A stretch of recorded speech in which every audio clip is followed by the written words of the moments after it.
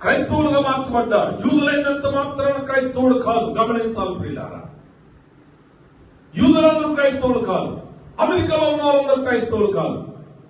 కాబట్టి క్రైస్తవుడు అనేవాడు యేసుక్రీస్తు ప్రభువుకి శిష్యుడు అవ్వాలి. శిష్యుడు అవుతేనే క్రైస్తవుడు అవుతాడు.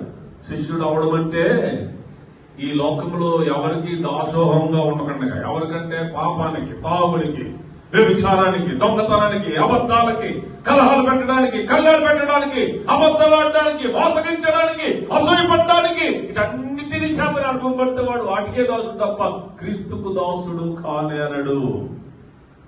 ప్రియ సహోదరి సహోదరులారా, ఈ ఉదయకాల సమయంలో పరిశుద్ధాత్మ దేవుడు సంఘముతో మాట్లాడుతున్న మాట, వారు విశ్వాసములో పెరగవలసిన అవసరం. క్రైస్తవుడు విశ్వాసములో పెరగాలి.